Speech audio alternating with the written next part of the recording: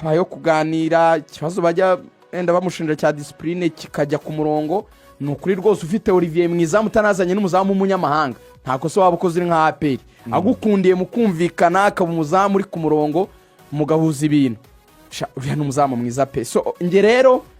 ntabwo nshidikanya kuri tara ya Olivier zizamu pe kuva na mbere hose zizamu n'umuzamu ku rwego rwo hejuru byaba ari byiza kubona umuntu ucalenginga bifatika umuzamu za mbere zizatangira saa 10 ubundi ukinjira Gisagara nyuma yo kurasa ama ekipe murabyibukira siri Kigali ikipe ya polisi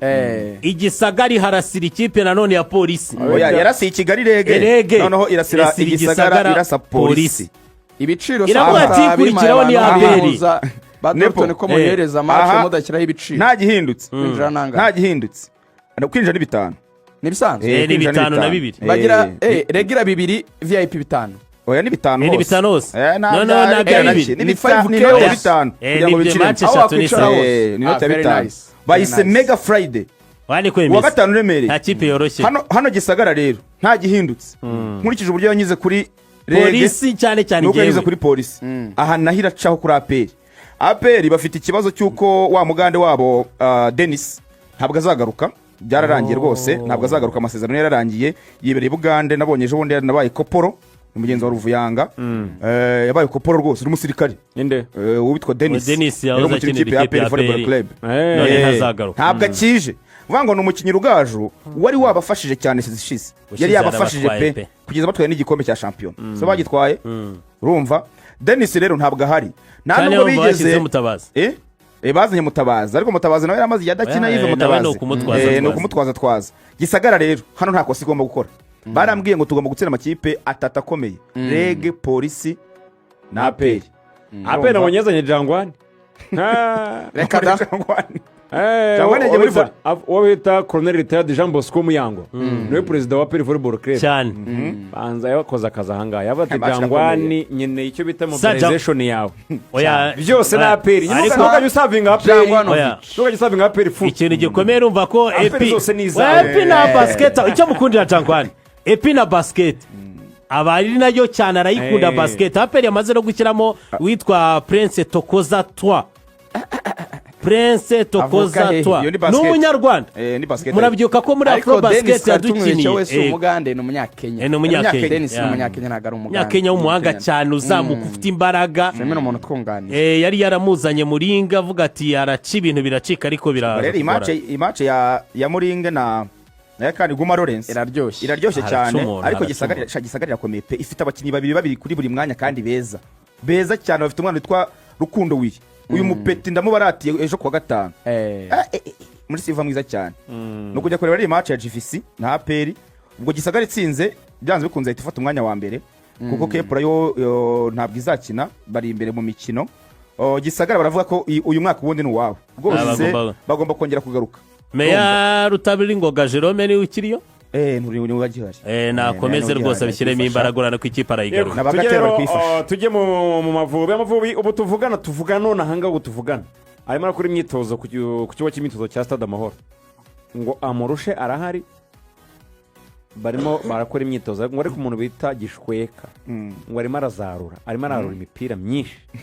Kwizera Olivier Gishweka nabonye abantu bishimye cyane kongera guhamagarwa kwa Kwizera ariko kandi cyatumye banabyishimira cyane Rugaju nuko muzamu wa mbere w'ikipe y'igihugu Ntwari Fiacre mwabonye ko bamubaza urutugu niyo muzamu wa mbere ubwo bivuze ko aramara amezi 2 azagaruka byibura mu mpera z'ukwezi kwa 2 kandi mu kwa 3 Amavubi azaba ari gukina qualification z'igikombe cya Afrika cya 2027 ubwo rero bivuze ko kuba adahari muzamu wa mbere Ntwari Fiacre nanagaruka urumva ko ntabwo azaba ameze neza hari hakenewe rero undi muzamu utari Pierre utari n'abantu ba Buhake Clement wo gutanga challenge kuri Ntwari Fiacre kubera kubona urwego rwe n'urwego rwa ba Pierre harimo gap nini pe ariko sinekereza ko harimo gap nini hagati ya Gishweka na Ntwari Fiacre wene umuntu yakibaza kuri formeze kuko nago turitse kumubona kina ariko kuri talaye dusanzwe tuzi ubundi umuntu yavuga ko we na Fiacre ni umunzani biraringaniye pe wenda bashobora forme cyangwa igihe barimo n'amakipe bakinira ariko biraringaniye kuri tara ubwo rero Gishweka kongera kugaruka dufite na Ntwari Fiacre navuga ko izamu ry'Amavubi rizaba ririnzwe neza wajyamo wese muri akizera ko yapangura imipira ko nabazamu bombi bazi gukora amasave n'ubu rwose ngo imyitozo arimo umutoza Dera Murushe ngo yumiwe na ntwari abona hari kwizera ntabwo yakwicara ngo atuze asinzire kuko ariko ni byiza kuri twe surtout ko wenda hari n'igihe byazakunda wenda amakipe yo mu Rwanda akaba yaha Olivier akazi nawe nabonaga yuko ngo yari yabyangiye ko ashobora kongera kubona ikipe mu Barabu cyane ko amafaranga nyine arabizi ko ni menshi kurusha Kigali. Hari igihe twajya kubona ukabona wenda mu kwa mbere aramutse nta kipe yindi abonye hakaba hari nk'ikipe yo mu Rwanda yamufata ikamuha akazi kandi birashoboka. Hano hari amakipe rwose yakenera Olivier. Rayon Sport nabonye batangiye kuvuga ati Paveri ntabwo ari sawa kwa Paul Olivier atabafatira mu kwezi kwa mbere. Hari amakipe yandi akomeye muri iki gihugu cyacu ashobora gukenera umuzamu nka Olivier. Wenda APR yo mbona isa niyamaze kwanzura ko Pierre ahubwo bazamuzaniraho umuzamu umunyamahanga wenda ukomeye, ariko nabo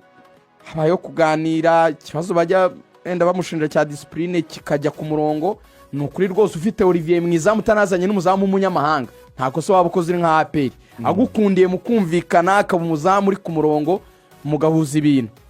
Uriya n'umuzamu mwiza pe. So nge rero ntabwo nshidikanya kuri tara ya Olivier zizamu pe kuva na mbere hose zizamu n'umuzamu ku rwego rwo hejuru. Byaba ari byiza kubona umuntu ucalenginga bifatika umuzamu Fiacre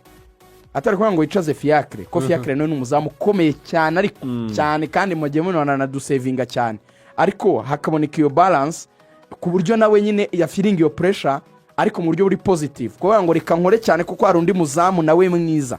Yaba ari byiza. So ko rapo ya Olivier yashimishije abantu. Janibuka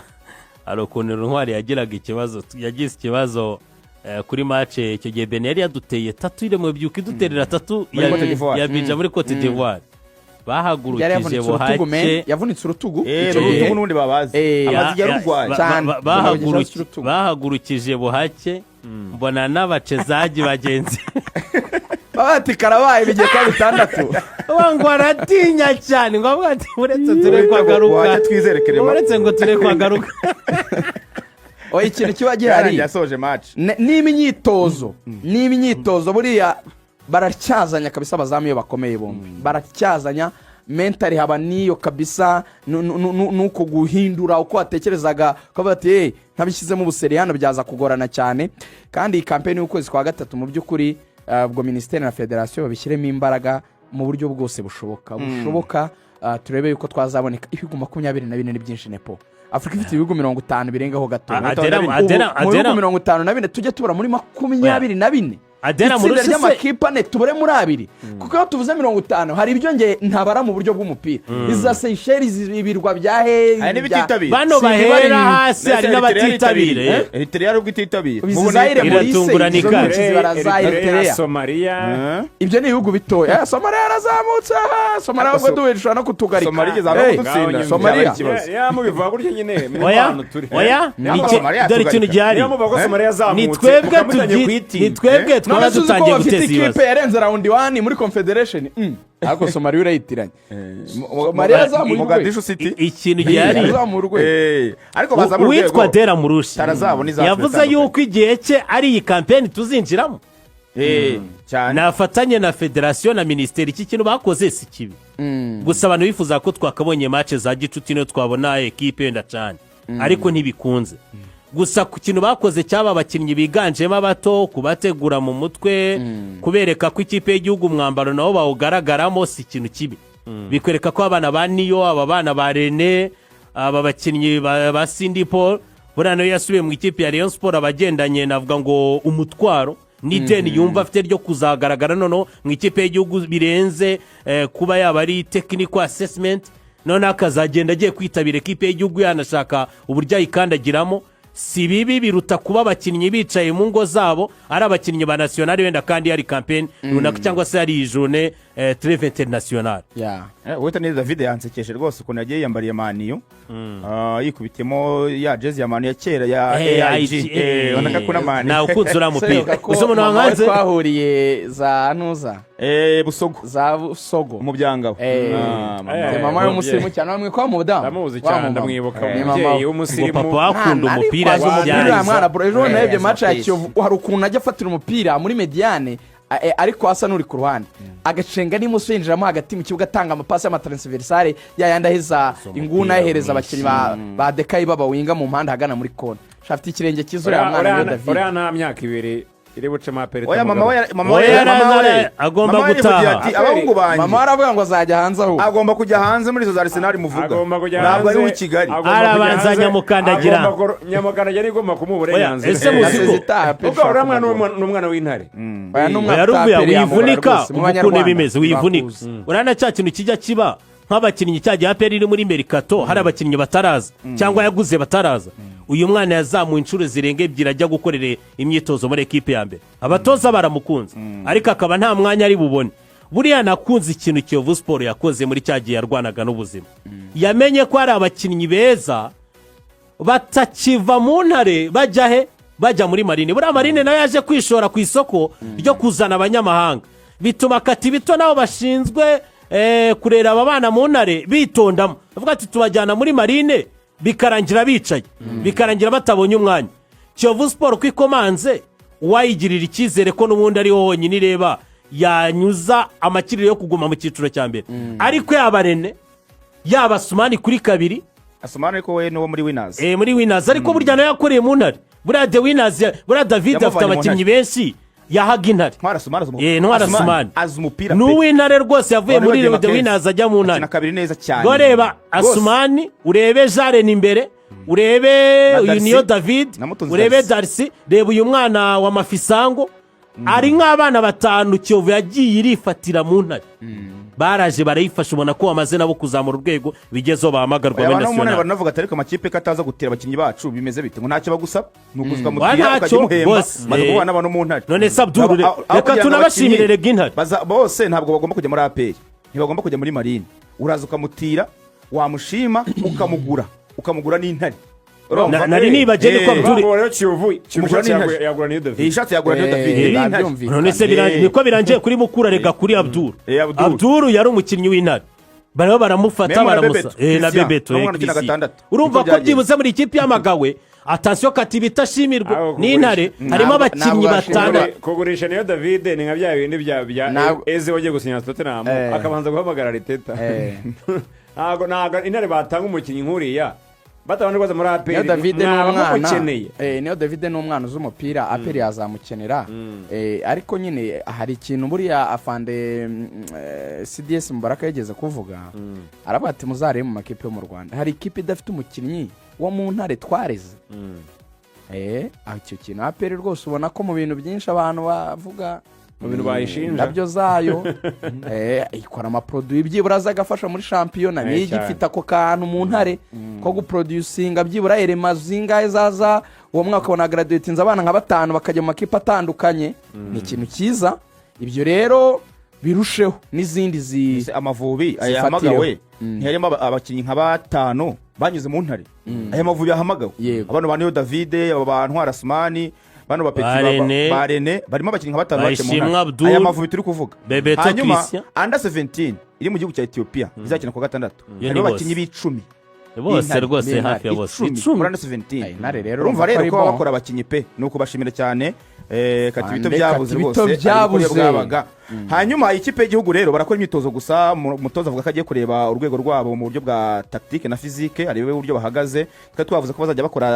imyitozo bakanakina deka ariko hari igitekerezo cy'uko kuwa gatandatu bagira match ya Gishuti bakina n'ikipe ya Al Hilal kubera ko Al Hilal uyu munsi bari gukina na Gicumbi ariko Gicumbi yaritarukije iravuga iti Rwanda Premier League kubasa ko bakina na Al Hilal umukino wa Gishuti birashoboka ariko nawe mfite cyuyin Rwanda Premier League yandikiye Gicumbi ibasaba ko bakina match ya Gishuti na Al Hilal kandi ubundi ntibibaho match ya Gishuti ni ikipe isabindi bivuze ngo bavumbuye ko izi match za Gishuti Al Hilal igiye kubiri gukina umunsi yabonetse approval ivuye muri CAF ayo manota zabarwa mwajyane mwavugaga byabindi twavugaga Gicumbi iravuga iti rero ntabwo twakina match kwa kane ntibishoboka yabarwa baturashe none ngo mu mahoro kuwa kane mu mahoro ngo saa 12 Gicumbi tinyamo iravuga iti mwe muretse ntabwo turitegura neza ntibakina niyo mpamvu rero Amavubi nta gihindutse bashaka gukina ikipe ya Al Hilal ku wa gatandatu aya Mavubi yahamagawe ari nabwo wenda umutoza yagira umwanya wo kureba abakinnyi bahamagawe ni babashakira utumace nabyo si bibi irakomeye Al Hilal ejo bundi yagezemo ikipe yayo ya kabiri Rasayisi Kigali ica hejuru bagezemo iya gatatu rero ngo si iya kabiri iya kabiri ari kuri harimo benshi bamwe mu ya kabiri n'abandi mu ya ngo ni iya gatatu abo bita ba Steve Ebuela ntabwo bakinnye irakomeye cyane nura murundi uri muri nationale Gilbert gira umugisha Gilbert umugisha yaba ari match nziza rero yaba ari match nziza yaba ari match nziza reka turindire turebe niba batuzayireba byaba ari sawa